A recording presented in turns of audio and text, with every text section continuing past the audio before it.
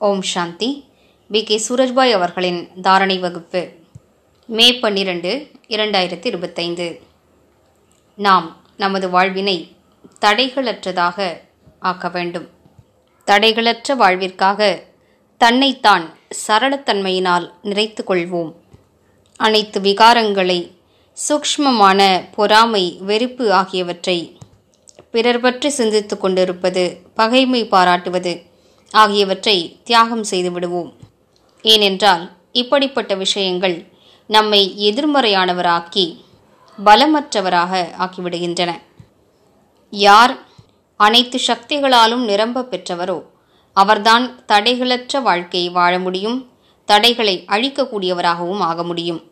எந்த ஒரு ஆத்மா நீண்ட காலம் தடைகளற்ற வாழ்க்கையை வாழ்வாரோ அவர்தான் பிறருக்கு தடைகளை அழிக்கக்கூடியவராக ஆகிவிடுவார். எனவே நாம் நீண்ட காலம் தடைகளிலிருந்து விடுபட்டவராக இருக்க வேண்டும். மேலும் பிறருடைய தடைகளையும் அழிக்க வேண்டும். அப்படி ஒரு நாள் வரும், அப்போது நாம் முழு உலகின் தடைகளையும் பிரச்சனைகளையும் அழிக்க வேண்டியிருக்கும். நாம் முழு உலகிற்குமே தடைகளை அழிக்கக்கூடியவராக ஆகிவிடுவோம். எனவே இந்த கலையை வளர்த்து கொள்வோம். நாம் தடைகளற்ற வாழ்க்கையை வாழ வேண்டும். சகஜமான உணர்வோடு வாழ்க்கையை வாழ வேண்டும். ஒவ்வொரு சின்ன விஷயத்தையும் தடையாக நினைப்பது மிகப்பெரிய பலவீனமாகும். மிகவும் லேசாக இருப்போம், புன்னகைத்து கொண்டே இருப்போம். சில விஷயங்கள் வருகின்றன, அவற்றை பெரிதுபடுத்தாதீர்கள். அவை வரும், பின்னர் சென்றுவிடும்.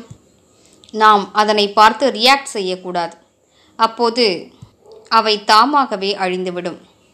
ஆனால் அதற்கு மிக உயர்ந்த சுயமரியாதை தேவைப்படுகிறது. மேலும் வாழ்க்கையில் எப்படிப்பட்ட விஷயங்கள் வந்தாலும் சரி, உங்களை யாராவது இன்சல்ட் செய்வார்கள். சிலர் தினமும் உங்களிடம் சரியாக நடந்து கொள்ள மாட்டார்கள். உங்களது மனதை புண்படுத்துவார்கள். ஆனால் நீங்கள் தொந்தரவடையக்கூடாது. உங்களது உயர்ந்த சுயமரியாதையில் நிலைத்து விடுங்கள். எனக்கோ சுயம் பகவானே மரியாதை கொடுக்கின்றார். மனிதரின் மரியாதையை வைத்துக்கொண்டு நான் என்ன செய்ய போகிறேன்? அவ்வப்போது தொடர்ச்சியாக மனித வாழ்க்கையில் பிரச்சனைகளின் மேகங்கள் வந்து கொண்டே இருக்கின்றன.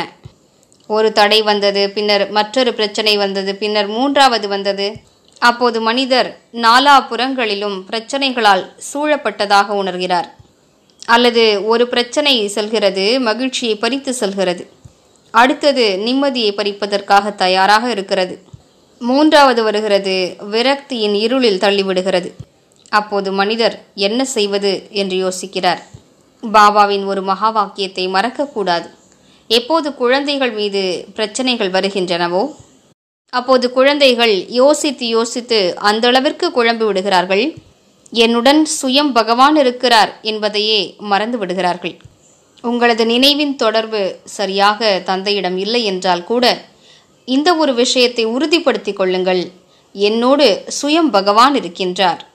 பகவானுடைய குடிநிழலுக்கு கீழ்தான் நான் வளர்ந்து கொண்டிருக்கிறேன், வாழ்ந்து கொண்டிருக்கிறேன். அவரது பாதுகாப்பு நம் தலை மீது இருக்கின்றது. அவரே நமது மெய்காப்பாளர் ஆவார். அவர் தாமே நமது பிரச்சனைகளை அழித்து விடுகிறார். மேலும் நமக்கும் பிரச்சனைகளை அழிப்பதற்கான சக்தியை வழங்குகிறார். எனவே நமது சக்திகளை அதிகரிப்போம். யார் தனது சக்திகளை அதிகரிக்கிறார்களோ அவர்களே இவ்வுலகிற்கு வரம் போன்றவர்கள் ஆவார்கள். ஏனென்றால் உலகில் பிரச்சனைகளின் சூறாவளி அடிக்கப் போகிறது. மகா விநாசம் என்பது சாதாரண விஷயம் அல்ல. அனைத்தும் அழியப் போகின்றன. என்னுடையவர்களும் இருக்க மாட்டார்கள், என்னுடையவைகளும் இருக்கப் போவதில்லை. மேலும் முற்பிறவிகளுடைய கர்ம கணக்குகளையும் அனுபவித்தாக வேண்டும்.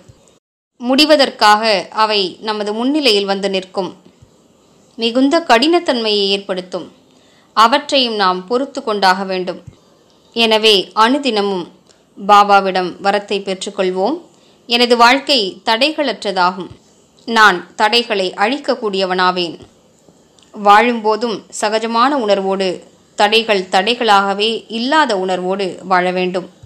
மேலும் நினைவில் கொள்வோம், எந்தளவிற்கு நாம் சரளமாக இருக்கிறோமோ தடைகளும் பிரச்சனைகளும் கூட சரளமாக முடிவடைந்துவிடும். எனவே இன்று முழு நாளும் பயிற்சி செய்வோம். நான் தடைகளை அழிக்கக்கூடியவன்.